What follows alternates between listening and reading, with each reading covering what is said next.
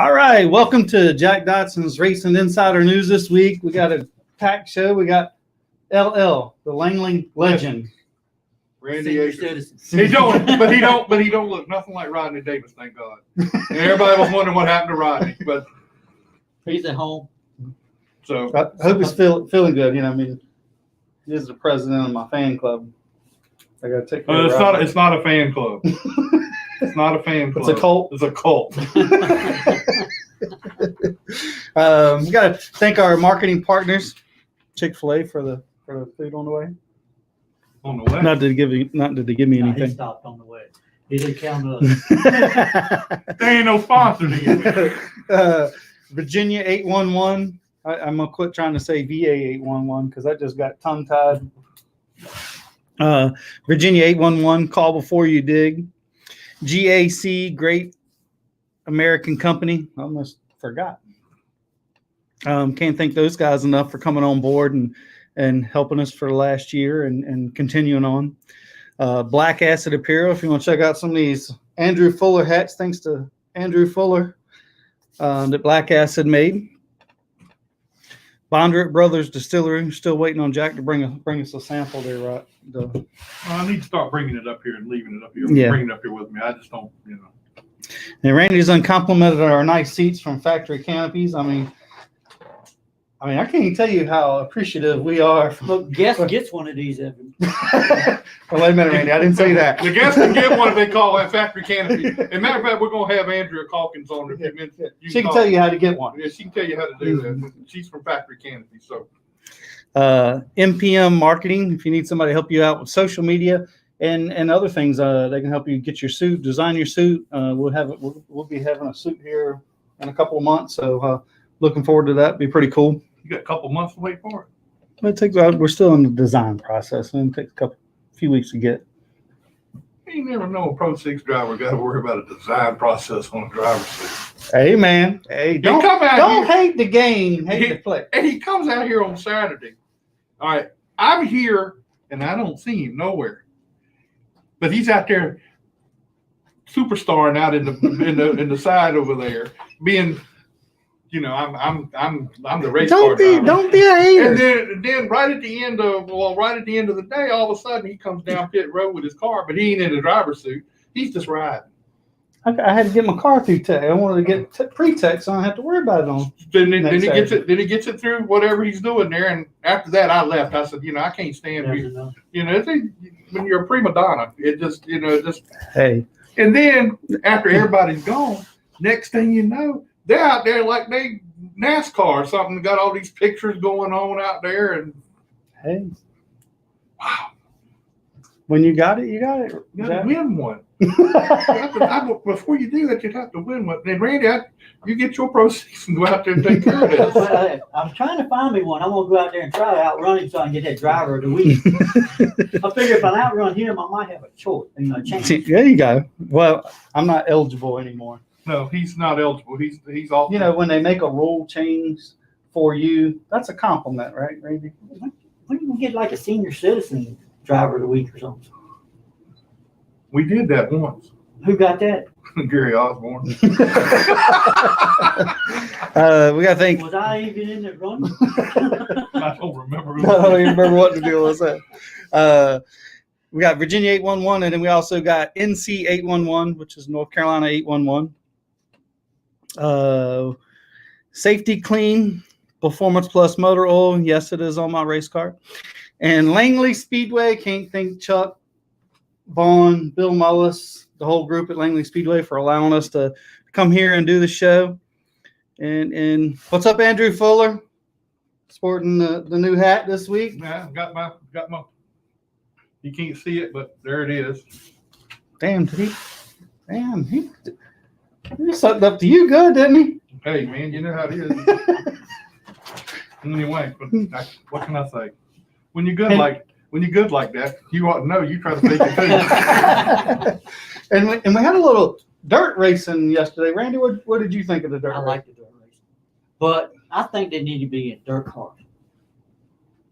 Yeah, windshields, You know, Man, did you imagine? Did you see like how dusty it was? I know, That was crazy. I mean, I've everybody never says, been to a dirt race. they said, "Oh, it rained so much, it ain't gonna be dusty." It didn't take long. No, it did not. I'm surprised it was that dry, to be honest. Yeah. As wet as the pictures I seen some of the Saturday.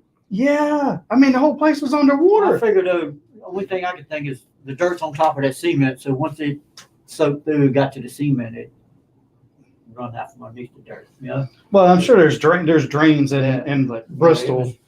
But yeah, I like the dirt. Just they need DB dirt cars instead of a regular cup car and windshields, and like the truck race on Saturday.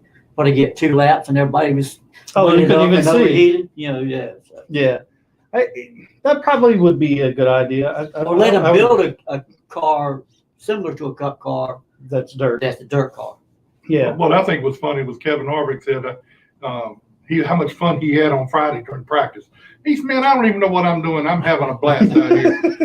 But then they came out to do the heat race on Saturday with the 2 laps when it everything. He said, "I couldn't see nothing. I don't like this stuff."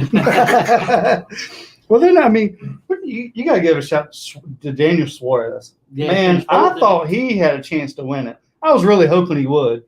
I mean, to have a good ride. I mean, it's a Stenhouse finished second, right? and Newman was 5th.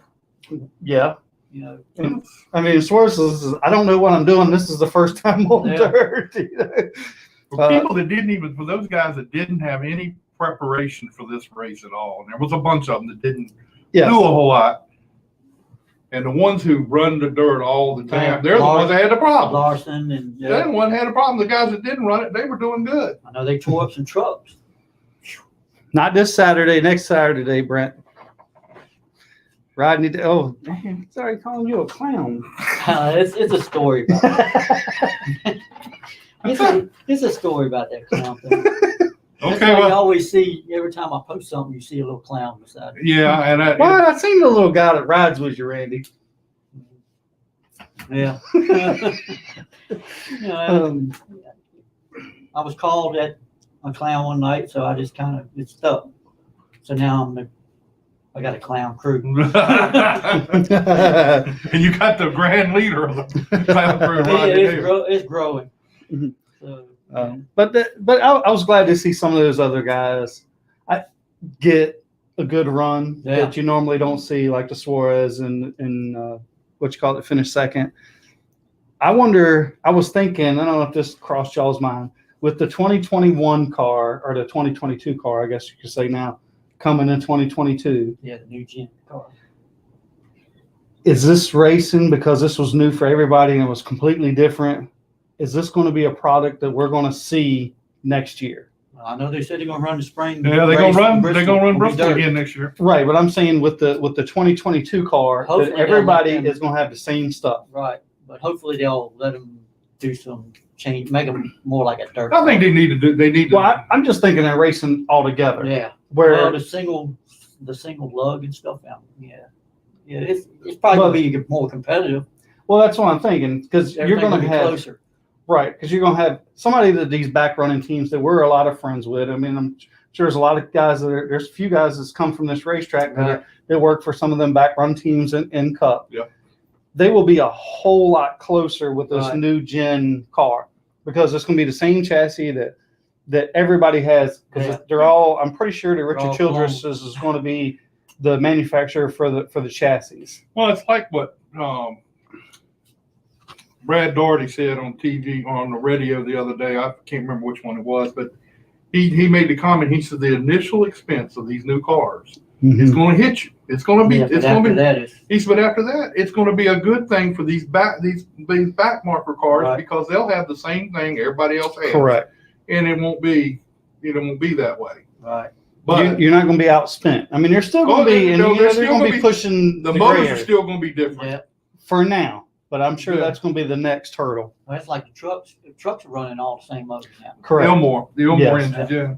And the Cain is the same way. Yeah, just body, the bodies is only different. Mm-hmm. And then that's going to be another thing. The bodies are going to be different on the other cars. There's going to be the composite bodies that all lock together. So, the composite bodies, and plus they can beat and bang more, and not worry about beating up the body and messing up the aerodynamics. I was surprised to see Blaney run. He finished 8th, and that car was tore all to pieces. It was pieces. He had stuff hanging off that thing. Yeah.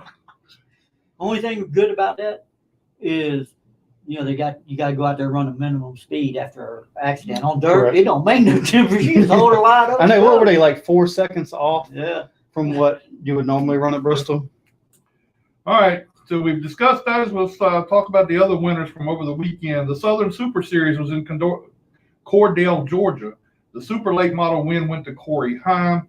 The Pro Late Model race went to Chris Tullius. Down at Ace Speedway this past weekend, in the late model race, Trevor Ward got the win, and Gary Causey got the win in the modifieds. At Hickory Speedway, Josh Cossack had the late model win down there.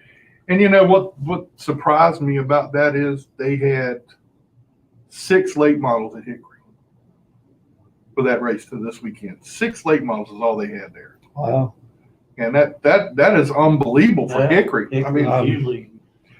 The Carolina Pro Late Model Series was won by Nick Loden, and our buddy who's going to be with us in just a little bit, Leland Honeyman Jr. finished 2nd.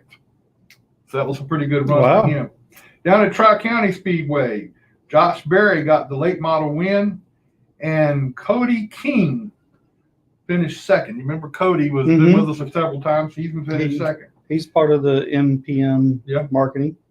Down at Caraway, Boo Boo Dalton got the win along with Jason Poole. He got the other one. I know, right?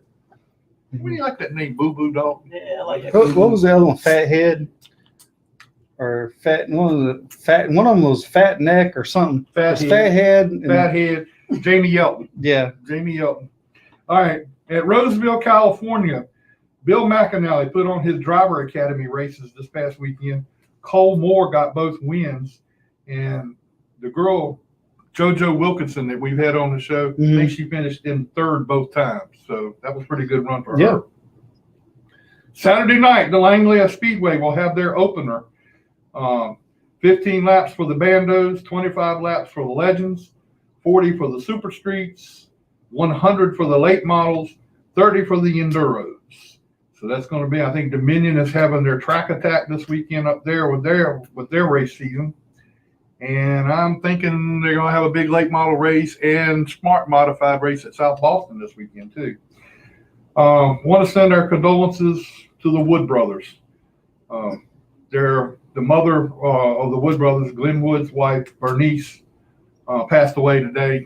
Oh, I didn't hear that. So she was the senior member of the Wood family, and she passed away, and we want to send our condolences out to everybody but the Wood brothers, John, and all those guys down there. So that's a pretty big loss for them. They've for sure lost. And I guess now you have to look at Leonard being the senior member now.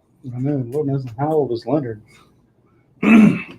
Is he 90? I don't know, but you go by his hairstyle. No, he when my son was working there at the Wood Brothers, my son used to like to have his hair stuck up. You had that, you get that gel. Yeah, put that gel, make it stick up. So Leonard called him in his office and said, "How do you do that to your hair?" And he explained it to him. He said, next day he came in there, and now Leonard had his hair spiked up. But anyway, Red Farmer had a bad week too. Yes, he did. Yeah, he did. He had that's not a good way to start you. No, but lost the trailer, the house. It Tore the house up, and the car got tore up pretty bad. The trailer and everything. Yeah. But I understand he's received some a lot of help. To get it back together. Tony Stewart and Dale Earnhardt Jr. and He everybody. he might miss the race this week, but he'll definitely be back to the Talladega short track next week. So that's a pretty big deal for him. Yeah.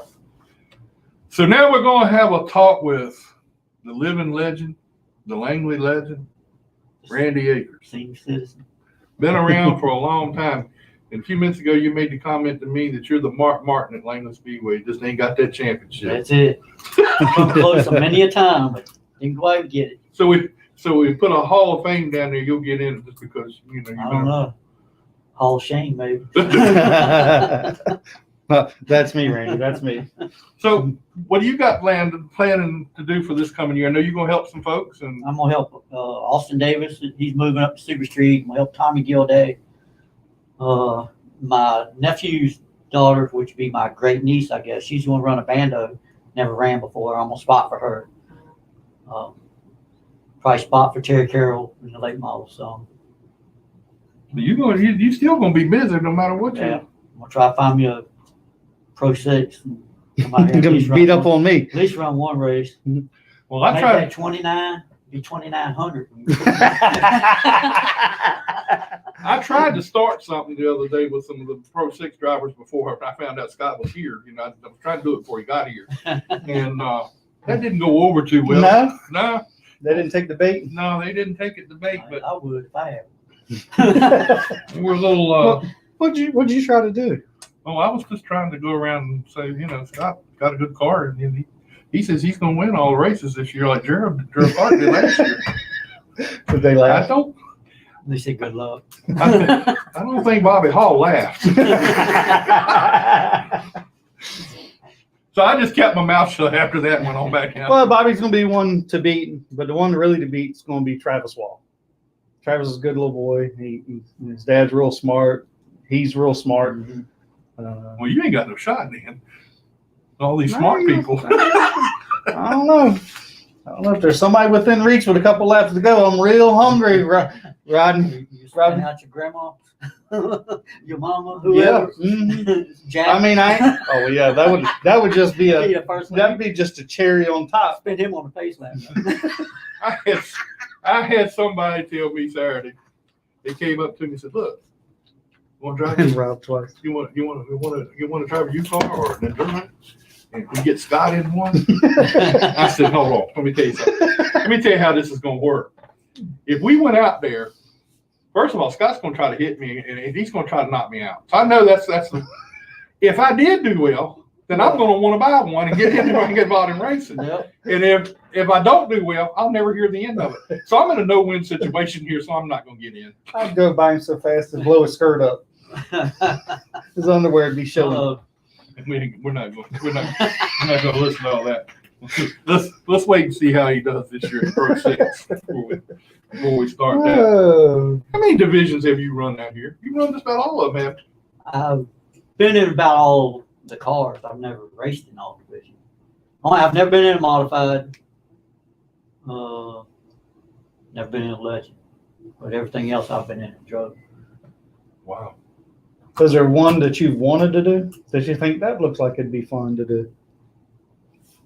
I'd like to get back in late model today versus what I did, Mm. you know, in the 90s, just to feel the difference, you know, with the, you know, The cars being so low Sucked to the compared to what ground, compared to back in the everybody, day. you know, Yeah. they wasn't sucking to the ground back then. No. It just, you know, but yeah, I like. I mean, hell, like to get in one just. what are they, about a second and a half faster than what we Yeah. were in the 90s? Yeah. I'd like to just get in one to see what it felt like. You know? Yeah. I Wouldn't mean, mind trying to get in, like run a few laps in a modified. I don't know if I really want to race them. Unless somebody want to foot the bill, that's one Right, thing. You know? right, You know, right. but trying to do it, you know, pay for it out of my. But I think the first time I come out here and I got in a Pro 6 car and I got out and I was running some 17s. I said, shit, man, I'm fast as hell. Well, back Yeah. 20 years ago, this would be Late all the time. this is late. Hell, if you got low 17s, maybe a flat, you was on the pole. You Yeah. know? yeah. Y'all keep talking about Leland Honeyman to try to get a hold of me. Other than late model or modified, you know, I've practiced Pro 6. I've raced a U car, raced enduros. That's back when they had like 125 of them. Right. That was those were real enduros Yeah. back in the day. Yeah. Late model I ran back in the 90s. You know, I've ran Grand Stock, I ran Super Street. You know, so it's, you know, I've been in. There he is. So all that I was sitting there doing it didn't mean a thing. I've been in about everything. Well, you've Had been more fun in the Super Streets. have- That's probably the most fun as far as the racing in a division, because you're on that little bitty tire. You're Mhm. up on the wheel, 40 laps. You know, there ain't no give or take there. No. It's all take. you're up on the wheel and get under somebody and they want to chop you, you don't. If you back up, then you're in trouble. Somebody gonna run in the back of you, one way or the other. Either one's going or the other. So you just got to. How many wins did you have in Super Street? Super Street and late models too? I never won a late model. Finished top 5 a few times, but never won. I was running out of pocket back then. Oh, okay. And I just didn't. I building my own motors, everything. Everything we done in shop. We didn't go But out. you finished in the top 5 when there was more than 5 cars, right? Oh yeah. The first race I ever ran was a 400 lap late model sportsman race. I finished 13th. Never been in a. Oh, really? I ran go-karts on Wednesday night, come run the late model sportsman race on Saturday, and finished like started 24, something like that. It was like 30 cars. I know it's funny. I was telling somebody over the weekend, I'm like, man, these late models, they told me they were about running 70 laps. That's like back in the 90s. I mean, the shortest race was just a few races was 100. Yeah. Most of them was 100, 150. I think we run a couple of 200s and Yeah. one 250, I think Right. it was, or was it 300? Was it But it had the Gene Lovelace Memorial used to be at 300. Okay. But in 76 was my first race as a late model. And it was 400 laps. No power steering. Right, and y'all run No the same cool tires curves. all day, right? Or did y'all put tires on? Back then it was, I guess you call it a hot pit stop. It wasn't no brakes. You come down pit road and you made a pit stop and you went back out. I A changed real pit stop. I changed the right front tire 5 times that night. Oh, really? And they put the same one back on. I only had 4 or 5 tires. That's all I had. I come down pit road and the right front. They said, right front tire is smoking. Well, put the spare on. They put it on the devil cool off. And I come in on pit road one time, need fuel. Wasn't nobody fuel the car. And I'm unbuckling, getting ready to get out. And the guy named J Man walked up. What do you need? I'm like, need to put that fuel in the car. That's cool. Everybody had to get out and do your own pit stop. Yeah. My dad, he didn't even come. He came to the races, never come in the pits. He stood outside the gate. Oh, really? Yeah, because he didn't think I was going to. What happened was I raced the go-kart on Wednesday night, and I flipped, laying on my head. So I went to work Thursday morning. He goes, the late model sitting in the corner, and the trailing arm was broke on it. He couldn't find a trailing arm. So he goes, tell you what I'll do. I'll make a deal with you. He goes, you get off that go-kart. You run that late model Saturday night if you can fix it. He didn't think I could find the parts. I went over on Pembroke Avenue, the old junkyard. Didn't run it. They didn't have a teletype or nothing. I went over there and his name was Buck. I said, Buck. I said, you got a Chevrolet truck back there with some trailing arms on it? He goes, yeah, I think there's one back here. I went back here, found trailing arm. Went back to the shop, put it together. Dad says, okay, you run it. He came to the races, but didn't come in the pits. Stood outside. Wasn't there 2 different link trailing arms back then?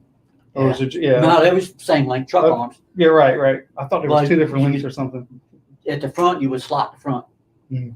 And so you could tow it put or a little lead in it. Yeah. Yeah. So, I mean, back in the day, that's what you had. I mean, Yeah. they were stock trailing arms. They Yeah. weren't those made trailing arms Yeah. up until Dale Lemons probably in was the actually early. driving the car back then. Mm. And when they couldn't find the parts to fix it, Dad said, well, leave it setting. And then I found the parts to fix it. So you got the drive. I went Dale racing. Lemons couldn't find it. Didn't he have a junk? No, he didn't have a junk. No, car. he just had Apple's Auto Parts. Yeah.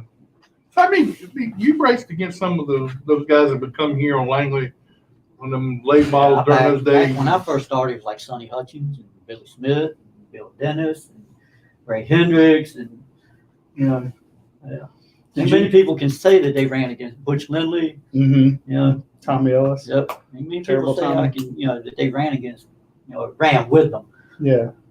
Butch Lindley, I always liked Butch Lindley. I like Butch too. Now, did you give what's his name out in the parking lot a couple $2 before you come? Billy in? Wood? Billy. Oh yeah. Billy Wood would come to our house. Oh really? Yeah, we'd be out in the garage working on the car, and we'd look up the end of the driveway, and he'd be standing at the end of the driveway, and my dad said, "Billy Wood's here." Did you ever meet or ever hear about Billy Wood? I know of him, but I never met Dad him. said, "Go get him." So we go up there. I walk up there. I said, "Come on, Billy, come on out in the garage." He come out there, and we give him a chair and a Pepsi. He sit down in that chair and drink that Pepsi, and he get in the truck and come to the racetrack with us. When we get here, Dad would hand him $20. He's the only one that made any money at the racetrack. He puts a hoodoo on you now. Yeah, he would say, boy, if you didn't give him no money, he would stand over by the gate. And whoever didn't give him no money, he said, I'm going to put the voodoo on you. It was funny. And there's some guys that would wreck, and next week, boy, he had some money. It was a guy. He used to go to the Suffolk drag strip all the time. And it was a guy over there on a drag car had a bucket of chicken one night. And Billy went over to get a piece of chicken. And that guy cussed him out. Billy Wood says, "You won't win today." He got on the line and staged. Tire went flat. Oh, God. Next week, comes to the racetrack, gonna run again. Stages, car shuts off. Billy Wood's steadily back to doing this number. 3 weeks in a row that happened.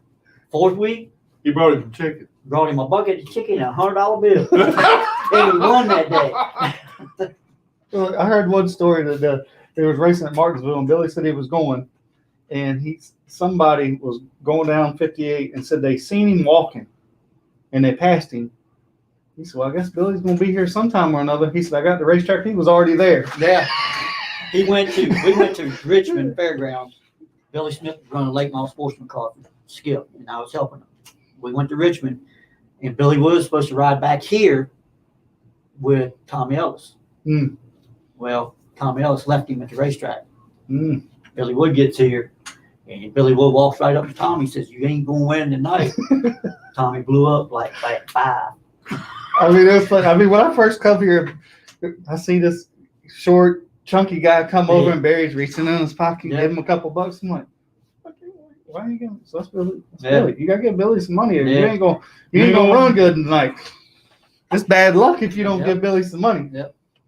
My dad always gave him $20 every week. I mean, he must have. God knows how much money he made on Saturdays. I mean, because pretty much every driver would give him to get 20. in the racetrack. Somebody paid his way in and fed it. So he didn't cost him nothing to get to the racetrack. Didn't cost him nothing when he got here either. No. I mean, he would go home with a pocket full of money. I mean, almost every driver gave him $10 to $20. Yep. Every driver. Yeah. Back in those days, that was racing, though. You know? Mm-hmm. Yeah. It ain't like it is today. No, it's totally different. All right, well, Leland Honeyman was on the line there. I don't know where he went to. I guess he got tired of listening to us talk. I guess he's going to come back. Yeah. He'll be back. Well, you said 7:30. Yeah, 7:30. I just But old Billy. I bet there's some stories with old Billy. Yeah. Yep. There he is. I know he rode to a lot of the cup races with Bill Champion. Mm. Yeah, but I've heard a couple people say they seen him. He passed him on the way to the racetrack. They get to the racetrack and he's already there. Yeah. They're like, "Damn, I just passed that bitch down the road. How do you get?" That's like when you show up at our house. You know, bam, he's standing. He wouldn't come walk right on down the driveway to the garage. He'd stand up there with his hand in his pocket, looking in the garage. He'd be like, waiting. "Dad's go on up there and get it." All right, let's get Leland Honeyman Jr. on here because he's trying to look all pretty with his hair and everything. I know. Look at driving like he's a driver or something. Mm-hmm. I'm putting you guys in. Hello? How's it going? Good, man. How you doing? Look, I'm fixing my hair for you guys. Yeah, okay. I was telling these guys earlier about when we first met you a long time ago up there and how aggravating you were as a kid. You know, you were just a little snot-nosed kid, and you were aggravating. Yeah, that was me. So, so have you changed or are you still the same? Oh no, I've grew up a couple years. no, the last time I saw him down in Charlotte at that Hall of Fame thing. Not the Hall of Fame, but the It was the expo. Yeah, I saw him down there. He actually was pretty nice that day. He didn't say you didn't need no class about words or anything. No, he didn't. No, that's not true. You were talking about how you race go-karts and everything. I ain't gonna say nothing else to you, man. I'm gonna say nothing to you. Hey, look, man, congratulations on the other night. You had a good run out there the other night. Yeah, thank you very much. We're keeping up with you, see how you do. Yeah, I know you are and stuff. Thank you. I really appreciate that. But let me ask you something. How did you get back into I mean, you were out of racing for a little while, and we all know the circumstances of money and everything that takes place and trying to get back into racing and everything. But how did you get back in? And I mean, like you didn't miss a beat. getting back in the race car for our first test was it was interesting just because it was a pro late model and it was something different than what I used to race from a late model stock. And it was just something different too. So it was kind of yes and no, because I mean I went in some like go-karts here and there, GoPro Motorplex and everything, but it wasn't that no 190 miles an hour or 90 to 100 miles an hour stuff. So Wrong one. it was different. It was unique too. I like the pro late model a lot better than the late model stock for sure. I think the racing's a little bit better just because you can wheel this thing. It's a lot easier. But don't get me wrong, the late model stock's awesome, but the pro late model is just a little bit better. So What's the difference between the pro late model and the late model? So some of it's horsepower, and the big difference is it's a straight rail car, and the other one's a perimeter car. So basically, it's a straight rail going down the right side. So my late model stock had right around like 515 horsepower. This has, I think, right around 450 or 460. Huh. Not 100% sure on that. I haven't talked to Lee and anything about that. now, how did you get hooked up with Lee Falk and those guys? I mean, you got some good experienced people working with you. Yeah, I gotta thank Lauren Rainier on that and his development program that he has and everything. And I like to thank him for getting me in there and everything. So that was really great of him for doing that for me and stuff. So where all are you going to be racing in that series? Orange County, Dillon, Hickory, Tri-County, Carteret, I think. And I'm trying to think. I think I said Orange County. I can't think of. There's one more place, but I can't figure it out. So how many races are you going to do?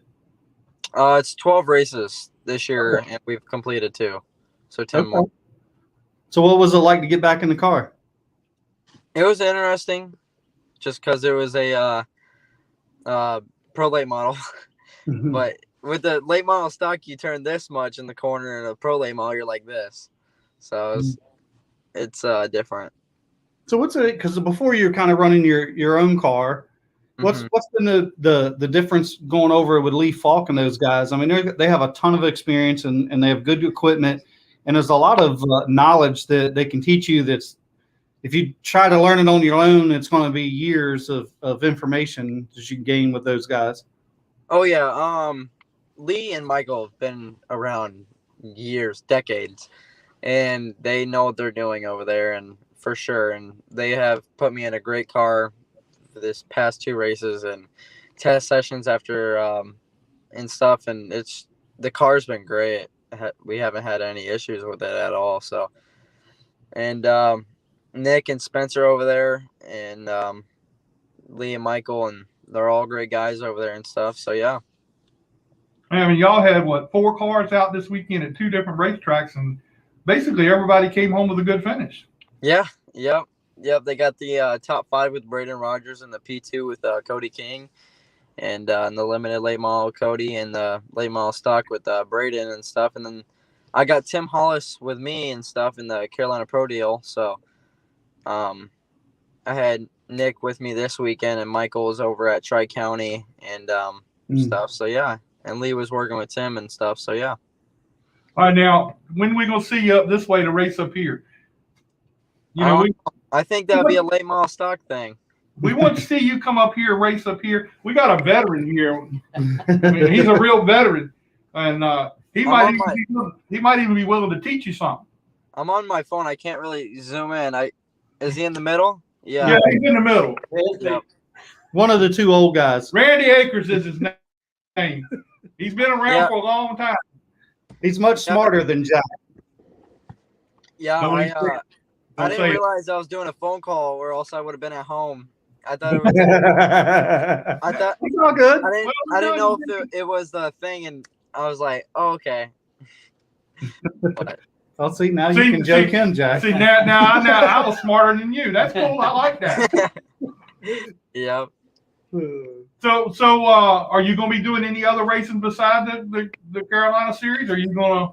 I've been looking into that and stuff, and I'm really interested in the snowflake. So I'll give Michael and Lee a call this week and see what they have to say about that. So Yeah, I think That's a big race. I want to try to make it down to that one time. I would love to see it. You know. Yeah. Maybe- I love the snowflake. But if I go down there and you're there, you know, I might end up having to pull for you or something. I don't really want to do that. You talk too much trash to me when I'm around. Who's spotting for you?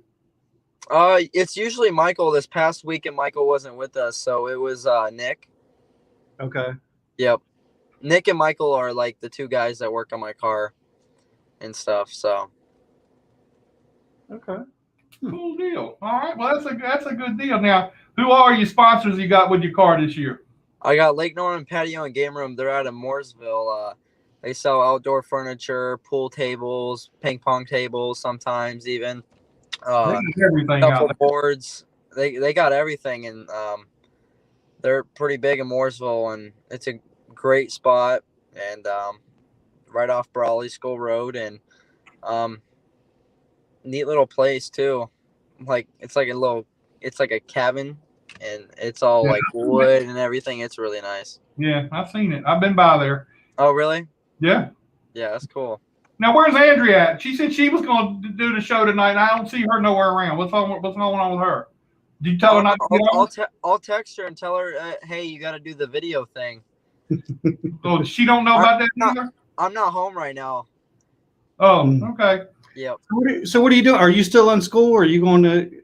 Have you finished high school? I mean, it feels like we've known you forever, so you may be out of high school. I don't know. I think I've known you since I was in 7th or 8th grade, and I'm in 10th grade now. I got 2 more years. Well, this year's about to end. So. Well, yeah, it's still gonna be 2 years, but you're getting old. You need to get going here because you're getting old, and you know. Yeah, we're thinking about doing some ARCA next year, but we got to find some more sponsorship for that. So. Oh well, that'd be cool.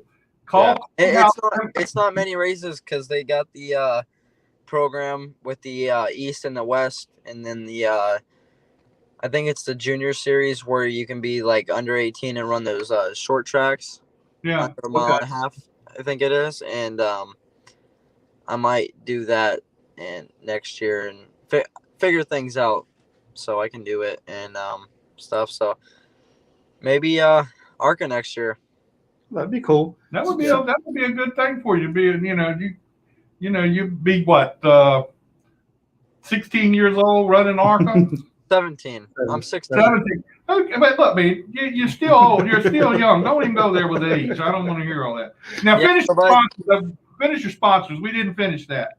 Oh yeah, so it's Lake Norman Patio and Game Room, and I got LH Waterfront Construction. Come on now. That's it. You ain't got factory canopies on that car? No, I don't. I actually don't even have a sticker on that car of factory canopies. Okay. And she might disown him. Yeah, well, I saw a bunch of factory canopy stuff around your car. One picture I saw. That was 2019. If you saw anything. Oh, okay. Well, you need to get back and get with her and get some sponsorships for factory canopy. I mean, we're thankful for these nice chairs we got here, man. They're comfortable. Oh yeah, they hooked you guys up. Those are nice. They're really nice. And how about the tablecloth? Do you guys have a tablecloth on there? Right. Well, yeah, you can't see it because the room's not big enough. We got the camera at a different angle. Can't get it. Yeah, we got the tablecloth and we got the chairs and everything. I mean, we might be a couple. We keep hitting Brandy, make sure he don't go to sleep over here. So what's your plans after school? You gonna go to college or maybe do some motorsport stuff? Not sure. I'm going for my general contractor's license, and if I get lucky with NASCAR, which I'm shooting for that more than anything, and if I get lucky with NASCAR, then I pray I do that for the rest of my life until I retire. There you go. You just build houses. I do want to build houses though. If I make it to the Cup Series, I want to build some houses, and I still want to build. It's just I don't know if I'll have the time. and I don't want to have a project manager be doing all my work for me because then it ruins it. Hey, I can respect that. I mean, you've got a vast knowledge of that, being sort of grown up in the business, so you have an understanding more than the average 16-year-old kid about building houses, which I think is pretty cool. Yeah, thank you. We're not going to say you're smart or anything, but we're not going to do that. We're not going to go that Not far. gonna go that far. Yeah. He goes, I can't make him look good. All right, since you're looking for sponsors, I'll give you one you need to contact. Who's that? Courthouse Imports in Virginia Beach, Virginia. I can't get a dime out of that cheap bastard. That's funny. You can try that. Man, I'm gonna send you two stickers of mine. They're good for a 10th. So on whatever you do. So Yeah. don't sound like you were too enthused with that. I don't like your attitude. It all depends on where you put them. I don't like your attitude, boy. I don't like the way you said that. That's not funny. That was like me. Yeah. Well, thank you. Anyway, Thank you Leland, guys very much for having me on here. I we really appreciate man. you Thank spending you, some man. time with us, man. Thanks a lot. And look, we'll get Hopefully you I'll back. be on the show in 2 weeks with the win you guys want me to get, and I'll get that, and I'll be back on the show if you guys would like me to. Hey, Yeah, you get the absolutely. win. You get the win, and we'll get you back on here. No problem. Most definitely. Well, as a I'd love matter to be of back fact, on here, so I'll go Hey, get look. that win. look, I'm gonna call you sometime when I'm in Charlotte. I see you hang out at the lake some. Don't you go over to the lake a little bit? Yeah, I do. I go on the lake a couple times. Not Well, much, though. I moved out of my lake house, so I'm not there anymore. I was gonna say I'd call you and we could get out on the lake and ride around on the boat out on the I'm lake. looking for a boat. If you know anybody that has a boat, let me know, or a pair of jet skis. I gotta leave my dad with something. All right, well, I'll keep it up. I got my son down there. He knows what's going on down there. So, Yep. all right, dude. We'll talk to you later. Okay. All right. Thank you guys. I tell you, the boy ain't too bright. They drop the camera and everything. You guys are on a magnet right now. I'm glad you weren't riding down the road. Oh, here. I'm glad you weren't riding down the road when you did that. Nope. Here, I'll show you. All right, good. You're on a magnet right here. Okay. It fell off because Jack's too fat. Wait you later. if I take it off. But alrighty, I'll see you guys later. Thank you All very right, Bye, much. we'll talk to you later. Good luck, buddy. Thank you.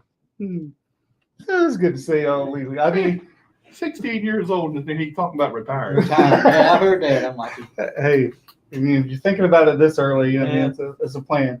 But it's good to see him. I mean, where we seen him when he was what do you say, 7th, 8th grade, He was a little fella. I mean, he was no taller than it's this. like me out here, coming out here as long as I have. Look how many people I've watched grow up out Yeah. here. Yeah, that's right. And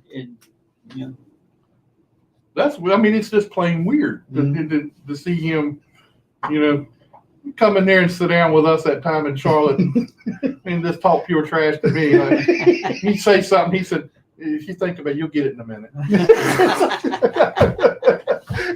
can't remember what he said when I was dying. He was like, what did you say? He's like, don't worry about it. It'll come to you in a minute. He's a crazy kid. I ain't kidding you. Yeah. All right, I see there's another funny kid right there named Chase Dixon. I ain't seen him smiling yet, so I don't know if he's really excited about being on the show. All right, he got a smile, so we'll go ahead and let him come on now. What's up, Chase? How you doing, man?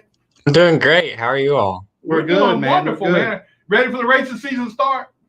Oh yeah, always for sure. Now you ain't gonna let Chris whip up on you again this year, are you? Oh no, most definitely. That's my man right there. He ain't gonna let. Jack is a little biased here. Oh yeah, he's probably the biggest Chris Van Dyke fan I know. Why you say that? Why you say that, Chase? I think it speaks for itself, I doesn't don't know. I mean, hey, maybe you can be a Chase Dixon fan one day. Maybe I can that or something. it? Yeah.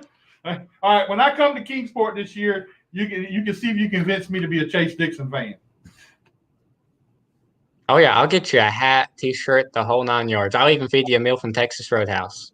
Oh, shit. Hey, You hey. got him now. Hat's coming on. Hey, I got rid of the hat on There the we wearing. go. You said the magic word, food. Yeah. Yeah, well, all right. Well, we'll do that. I'm going to be coming to. I'm going to be coming down to Kingsport one time this year, at least once, like I did last year. And at least now maybe I can come talk to you instead of you pulling up beside me and not being able to talk to me much. There we go. Hopefully I'll be there. We plan on traveling some, but we'll be at Kingsport some, just not full time like I was last year or anything like that. Well, so what are your plans for the year? Give us an update on your plans. So my plans are I just want to travel and learn as much as I can. We got a brand new car and pretty much just I want to say like almost a brand new team. Like we're the same team. We're just making our program better each and every week. And I want to go to Hickory, Tri-County. I always want to be at Kingsport some and Motor Mile, and I'd like to head up to your all's way some maybe. Hey, that would be great. You need to come to Langley and be here. We got one of the Langley legends here with us, and he, he might be able to help you out when you come down here. Tell you how. Oh yeah, there we go. He's only been around here for 50 years. Well, he might be able to get me around the racetrack then. There you go. There you go. 76, my first race. Oh, 76 was his first race. How old were you in That's 76? awesome. How old are you in 76? His dad won't even. I don't know. Nothing. How old's your dad? He is 50, I think. He wasn't even around then. No, he was. Yeah. That's pretty cool. 45 years. So how did that practice down there with the ARCA car? How did you like doing that? Now that was awesome. That experience was definitely something I'll always remember. Just going 190 miles an hour around Daytona, I never thought that I'd even come close to that. And I remember a few years before that, I actually took a tour of Daytona, and as soon as I went through the gate, I was like, I'll be lucky if I ever make it this far. And then probably I'd say a year and a half to 2 years later, I was going around there in an ARCA car. So whose car did you run? There's Derek Lancaster's. Okay. Yeah. My cousin works for him. So where there's any Donnie. hope of maybe somewhere down the road you might get a When they, chance to do some ARCA racing? Done the interview with him. Oh yeah, most definitely. We're talking to Derek a little bit. Hopefully, we can make the Kinley race. I think that's sometime in June, maybe. So hopefully, we can put something together to run that. Oh, cool. Then that'd be good. You'd be down on our neck of the woods. Maybe we can come down and see you race. Oh yeah, there we go. That way, I have a hat and shirt, and you will. Texas Roadhouse meal. The Texas Roadhouse, hey man. Hey, wait a minute. Let me ask you a question. Where is the Texas Roadhouse near Kingsport? Um, Because I was when I was there and I couldn't find it. It's literally like it's right on the Kingsport like strip, I guess you could call it. It's if you're like probably heading towards I want to say what is the name of that place? I never can think of it. But it's really like on the main strip. Whenever you come to Kingsport, do you make a right on what looks like a highway? Yeah. And then okay, if you go on past that, it's down there on the left like maybe a mile and a half. So in other words, a young kid could have found it if they wanted to. I didn't have. There was no young kids.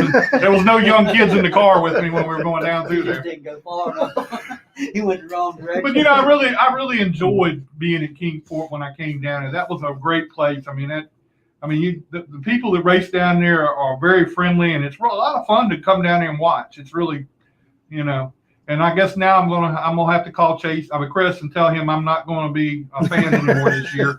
He ain't took me out to. I came down and he didn't even take me out to eat. Matter of fact, we didn't get nothing to eat. Oh gosh. Oh. So I'm gonna have to tell. I'm gonna tell you what. I'm gonna get this. Yeah, that's right. That's right. Pretty much. Yeah, I'm gonna have to get on Chris about that because I guess maybe I was a good fan of his, but you may have sold me here. You're a Chase Dixon fan now. There we go. I'm gonna come down and be around Chase Dixon. I'm gonna just wave at Crest when he goes by.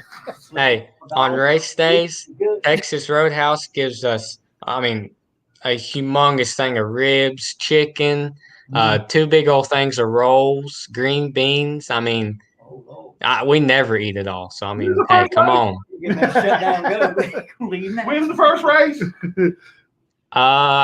We were shooting for this weekend, but I think it's supposed to be down in the 20s, so we don't know if we're going to come or not. Oh, okay.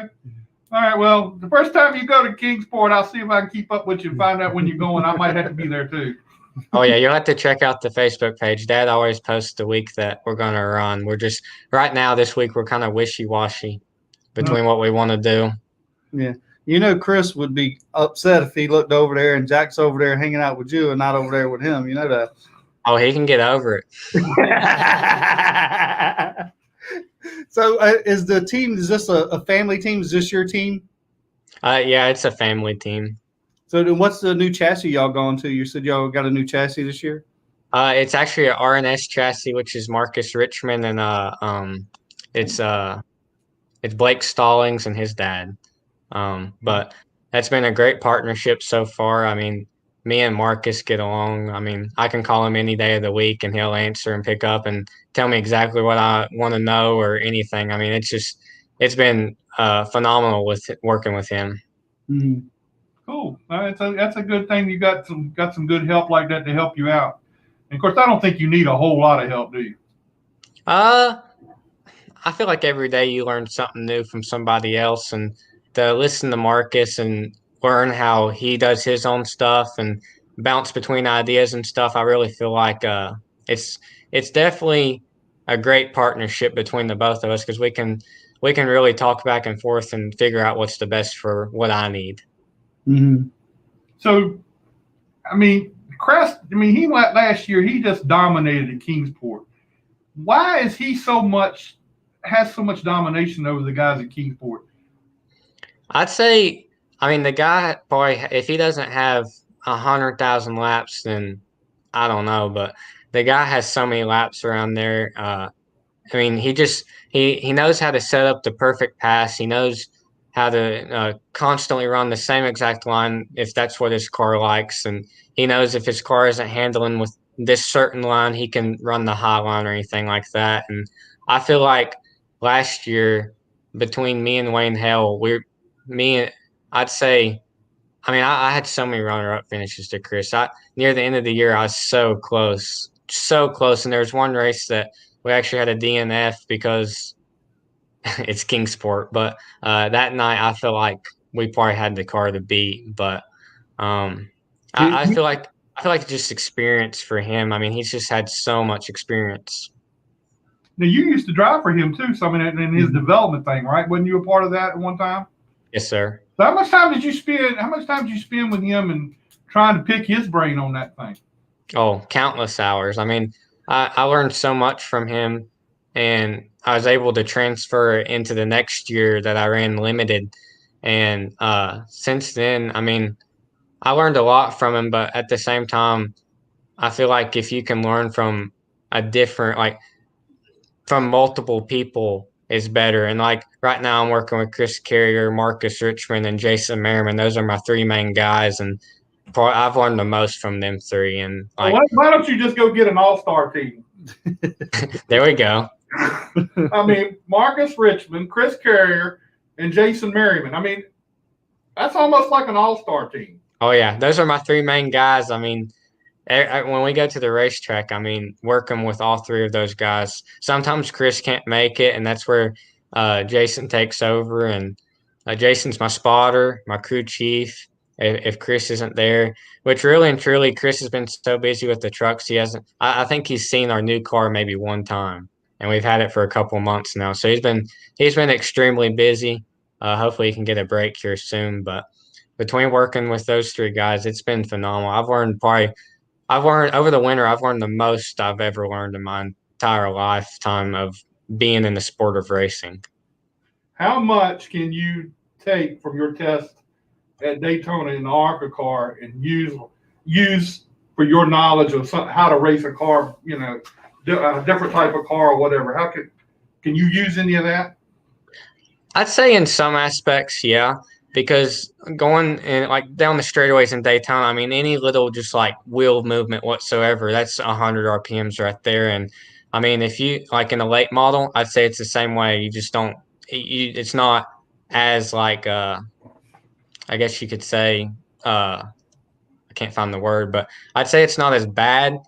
But I mean, at the same time, that speed right there, if you're going down the straightaway and not turning the wheel or anything like that. So what was going through your mind on the first couple of laps, and did you think about like letting off when you're going to the corner? Because like it's not something you do. So. Oh yeah, I mean, really and truly, your first run, even like so, it's my first time out there, and everybody told me I'm going to lift because it's just like your brain tells you to, just a natural lift because that's what you're used to.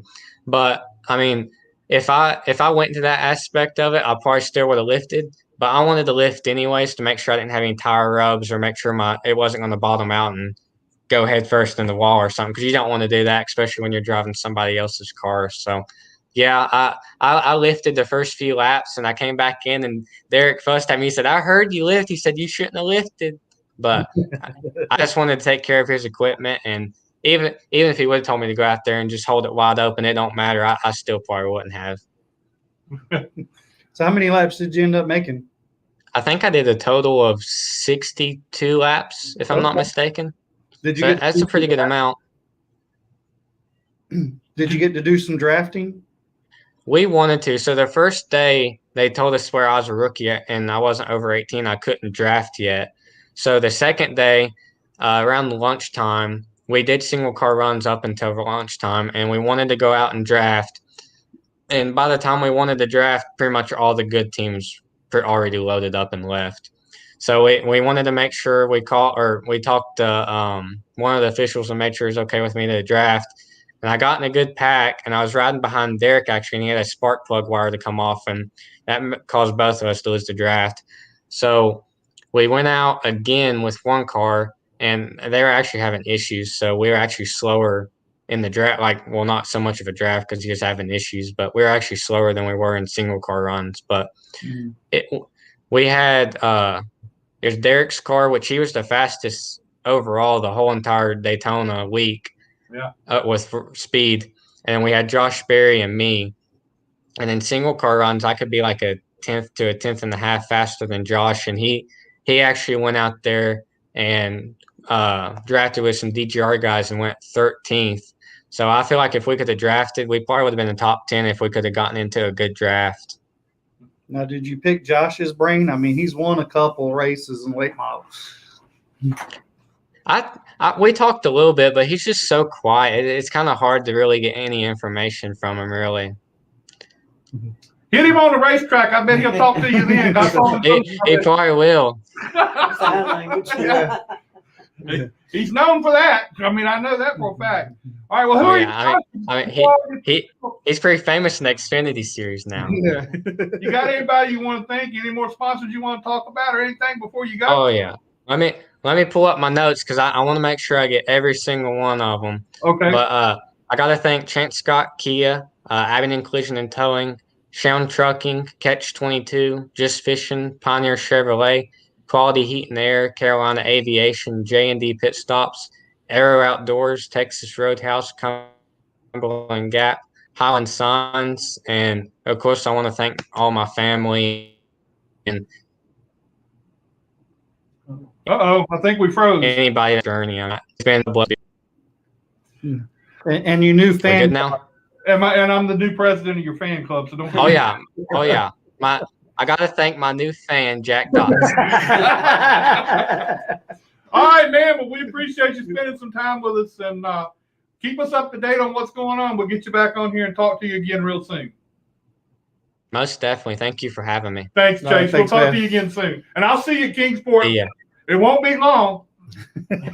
Oh yeah, we'll be there. Hopefully. Okay, all right. Yeah. I didn't think he's ever going to stop with sponsorship. I know, I'm telling you. No wonder the damn kid's running in the late model and running good. You notice Texas Roadhouse was in there for that. Yeah.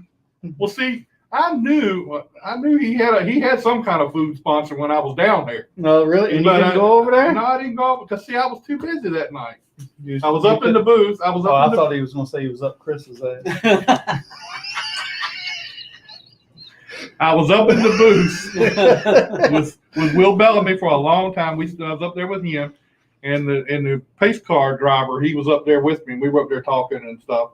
And then I went and saw Karen, the track promoter, Karen Tennell. She's the track promoter there, and went sat in her office with her for a little while.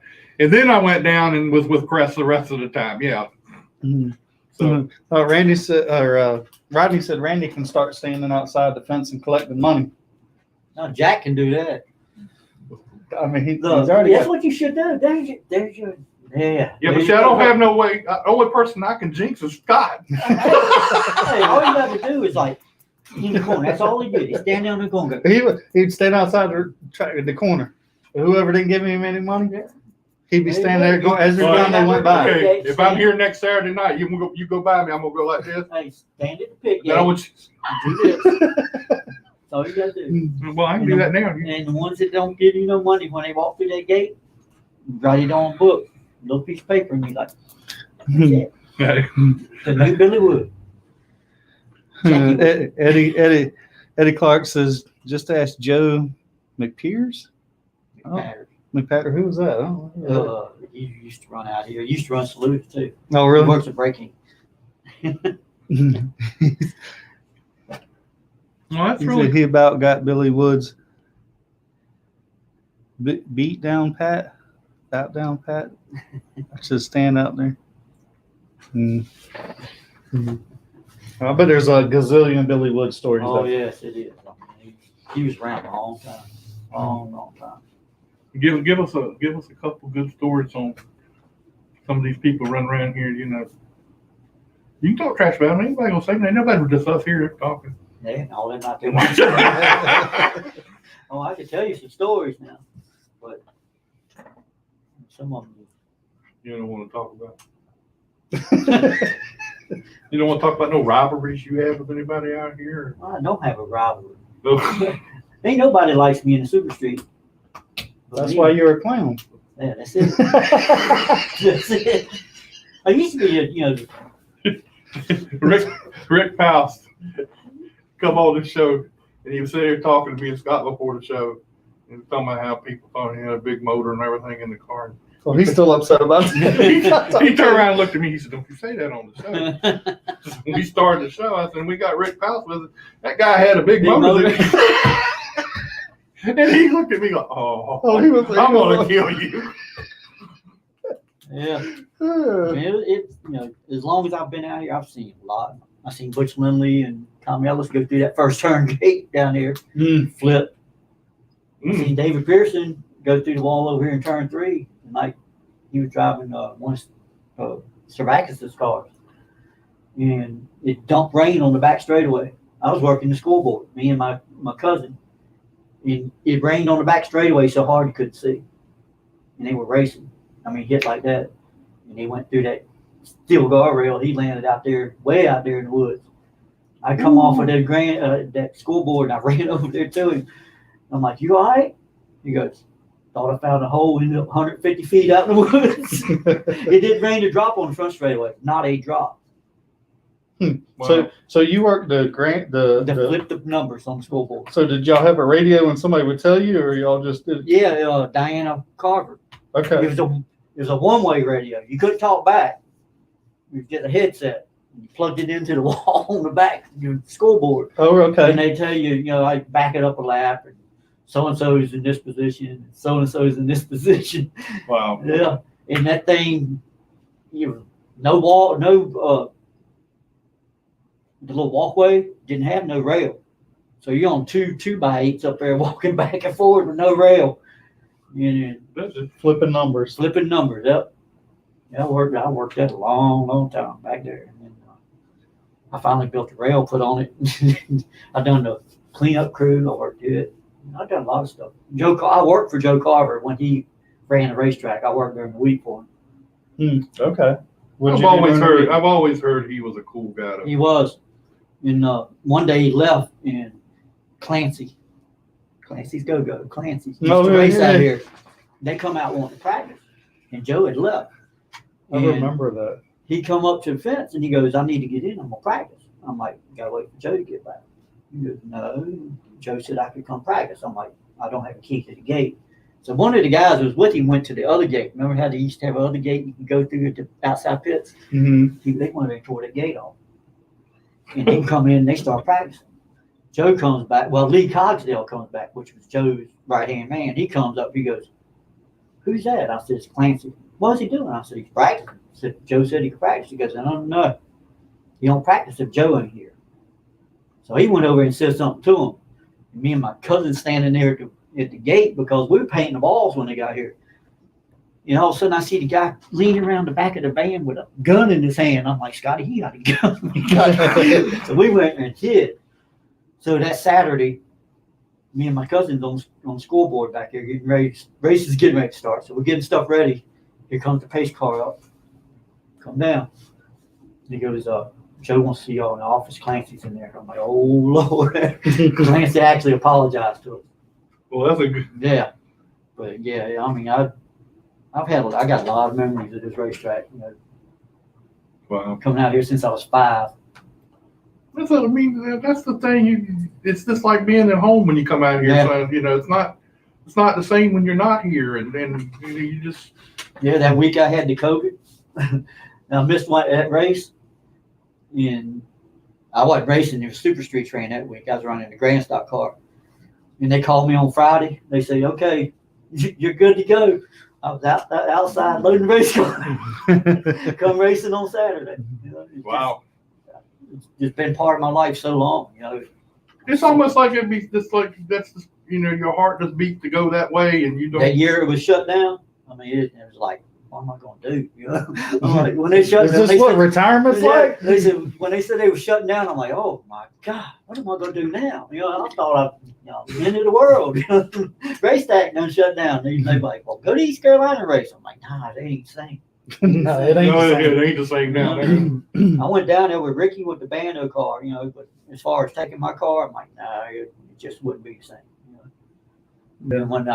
It was funny. I took the race car and I put it in the garage. I started working on it. I was going to go run East Carolina the following year. I'm like, if Langley don't open, I'll go down and run some. And a week after I put it in the garage, Langley, they announced they were opening. And Jim Bennett said, "You already knew. You knew something was up, didn't you?" I'm like, no. But it was the thing. The whole time it was shut down, I'd call that phone number, the racetrack phone number, and it would answer. I'm like, everybody says, "Oh, it's done. It's done." I'm like, "No, it ain't done yet. As long as that phone's hooked up, it's not done yet." Yeah, that's true. That's it. That's a good one. Yeah. I wouldn't have thought about that. Yeah, every couple of weeks I dial that number. And answer machine, like in Speedway.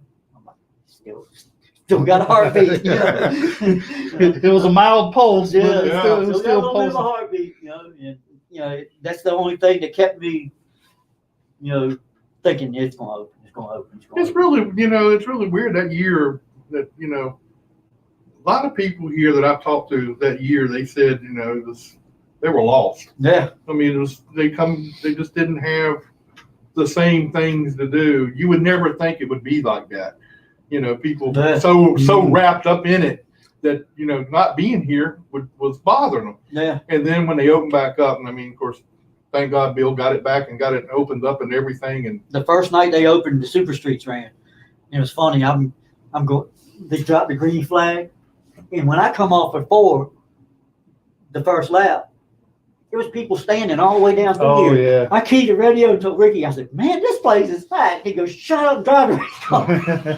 It was packed. Yeah. Packed was an understatement. I mean, they were busting them from the parking lots Yeah. around the corner and stuff. It was crazy. Yeah, he said, "Shut up, drive the race car. Don't worry about the thing for the grandstands." I'm like, Oh, Rodney says you need to get your ass over there and finish Austin's car. "He's sick. I done had that stuff. I don't need it again." He said that till you're cleared. You got to have some parts. don't go over and get involved with that. You don't want to catch that again. No, I done been through it. I've had it. You got the. I mean, you go over there and help Rodney.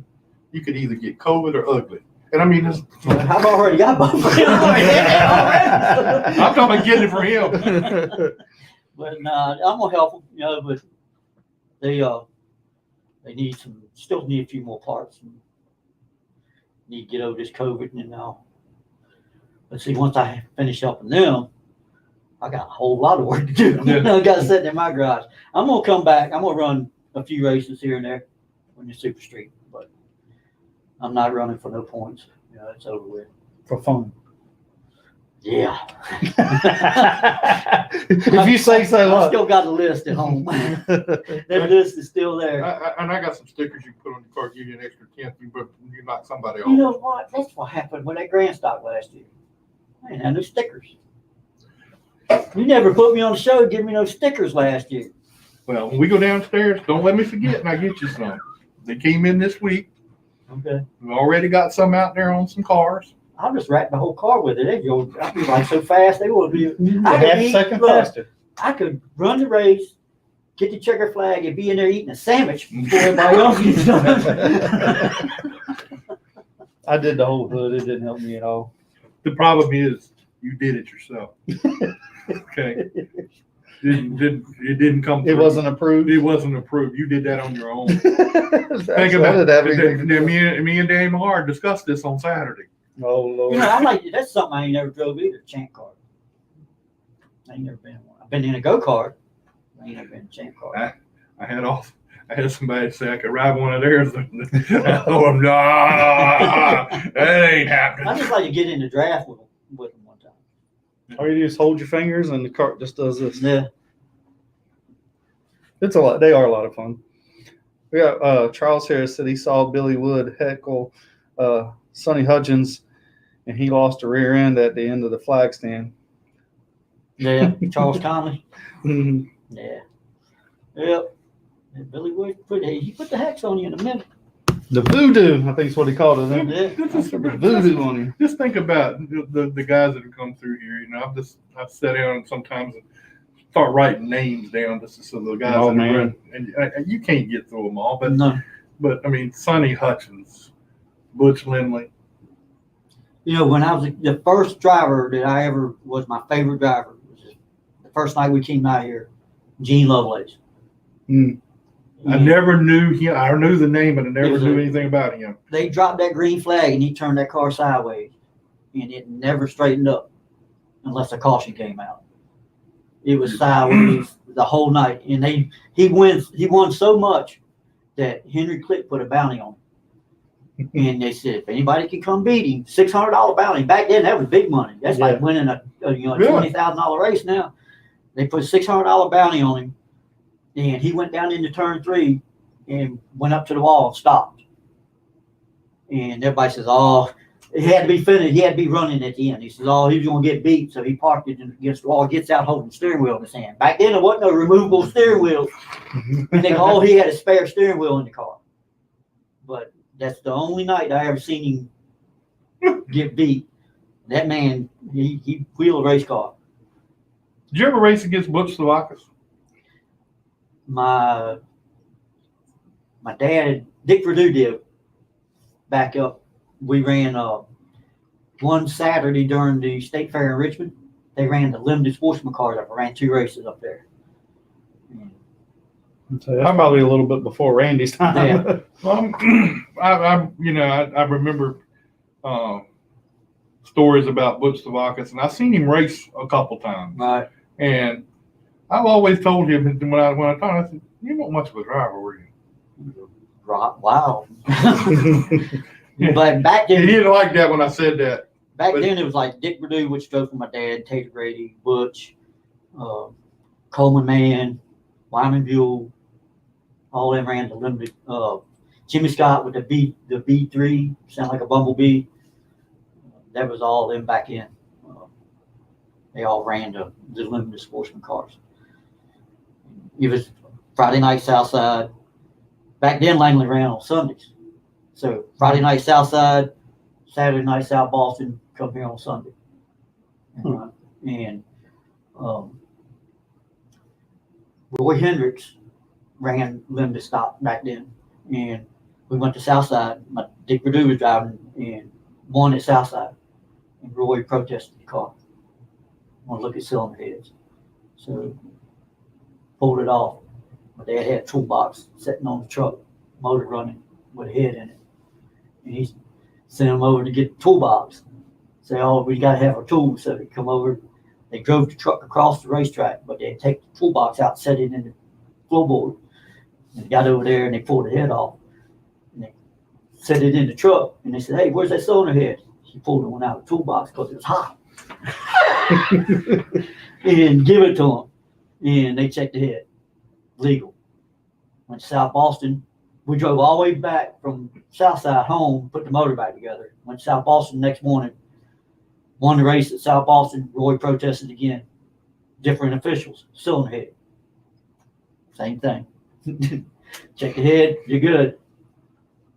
All the way back home. They put the motor back together. Come here. Won again. Roy protested the third time. Same thing. Cylinder head. Good again. So back then it was $300 to protest. Jeez. And you got the protest money if you was legal. So So Isn't it funny, like how much you used to race back then and how much we really don't race now, yeah. and how much we don't have any time now, you know? No, back then it was if we come out here on a Saturday and it rained out, Daniel would load the car up. That's how we ended up at Buckner Speedway in Creedmoor one Saturday night. Because it rained out here and they said, we're gonna find somewhere to race. well, I mean, that's what a lot of people did back in those days. Yeah. If something was going to happen, they wasn't going to be able to race there. They loaded up. You liable to see them somewhere else. We ended up in Beltsville, Maryland racing. You know, just everywhere. We went when Dad had Pizza Hut as a sponsor, and the same manager was all the Pizza Huts on the East Coast. So no matter where we went to race, if they won, we go to Pizza Hut and eat after the race. So we traveled.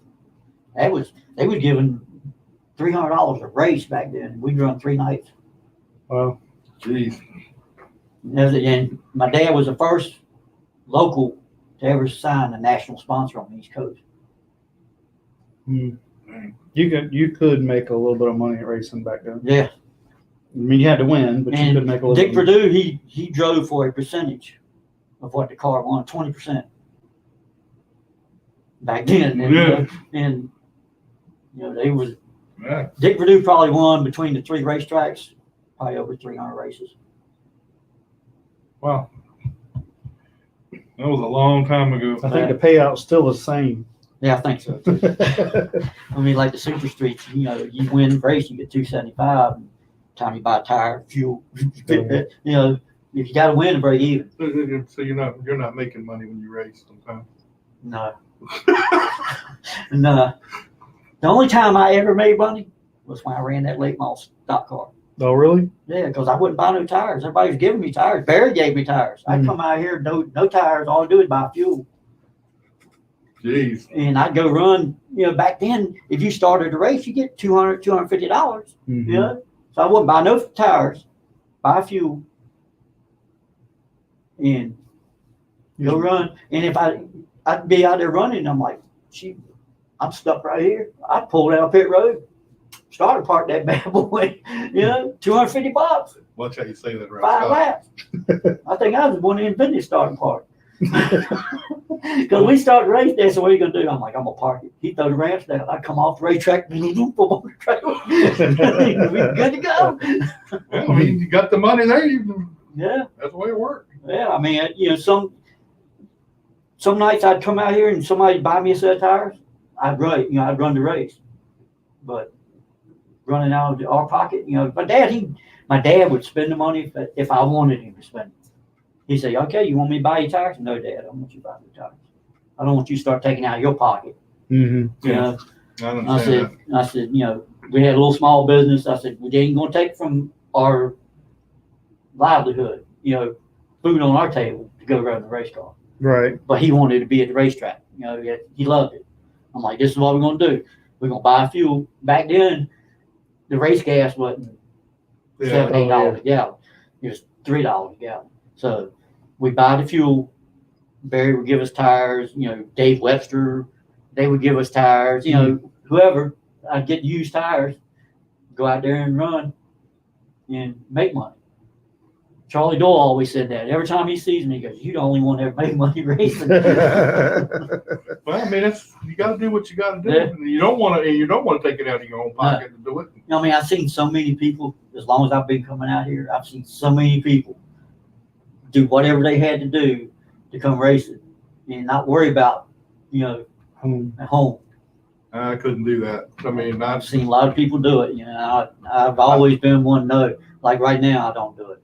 well, I basically did the deal on my own car like that. I mean, I didn't want to hit any, our money that. Your boss won't gonna let you. But Oh well, she let me do a little bit. I'm gonna tell you, she did let me do some. I'm gonna say it right now. I'm very lucky the wife that I've got because we've been married. July will be 39 years, Okay. and How the hell is that? She don't look like she's that old, Randy. shame. Anyway, we got married in 1982 at 12 o'clock. I was at the racetrack after we got married that afternoon. And Well, it's like this with your wife. They've got it. They're invested in it just like you are. yeah, but like one year I didn't have a sponsor, and first race of the season, I'm like, I don't know what to do about tires. She goes, how much are they? And I told her, I said, 8 tires are going to run $1,000. Could get you 8 tires. And she loves it. She married into it. She's stuck Yeah. with it. Yeah. That's But now, like, I'm not going to run this Saturday, but she's already making plans. Oh, we're going to go to the racetrack. My little crew chief, my little chihuahua. She loves going to the racetrack. We're going to be there Saturday. My great niece is going to be running that Bandolero car. you ain't gonna miss a Saturday, regardless whether you're racing or not. That's You're right. gonna be here. Yeah, I'm going to be here. I'm going to come out. I don't care who it is. I'll help you. I don't care if I hate you. I'm going to help you. Well, you got a chance, Scott. I don't mind help. Anybody come to me and say, hey, like Terry Carroll, the Hampton Heat race this past year, didn't have a spotter. Keith Wilson come over to me and goes, hey, Terry don't have a spotter. Will you spot for him? Yeah, I'll spot for him. After that, I spotted for him every race after that. I mean, that's cool. There's 2 senior citizens. Anyway, it's like the blind leading the blind. But, I don't mind helping anybody. Yeah. I enjoy it. That's the thing. I enjoy racing. And if I can help you, I'll help you. It's like Doug Sample and everything he's involved in. Well, Doug was the one on the Grandstock diary. Him and Gene Nichols. That's he's involved with a whole bunch, and a lot of people wouldn't be racing if it wasn't for him. Right. Yeah. So, Yeah. Well, see, last year with the Grandstock, I think I found that car and I told him what they wanted for it. He went and bought it. I took it to my house. I put a body on it, and I done some work on it, and he let me run it. And I think he's wanting to try to build that car count up in the Grandstock. Yeah. And I ran it, and at the he messaged me and says, "Hey, do you still want to run the Grandstock next year?" And the whole time I'm like, I want to, but You don't want to. in the back of my mind, I'm thinking, was it me or was it the car? And when I took it back to him, I was like, Doug, I can't say for sure, if it was much me or the car. yeah. And I don't want to be out there Just riding. around. So he gave me an opportunity, and I thank him for it. He's a great guy. When I ran the Super Street, I needed a motor. He gave me a motor to run. But I didn't want to have a car there that is capable of running better than what I can do with it. And that's the good thing about Langley Speedway, and I'm sure there are other racetracks like it. A lot of people would help everybody, no matter what. Right. They might stand there and cuss them and fuss them at them for something, but they would help you in the long run. Like this coming weekend, Thomas Marks is going to be running one of Mark Works motors in his car. Yeah.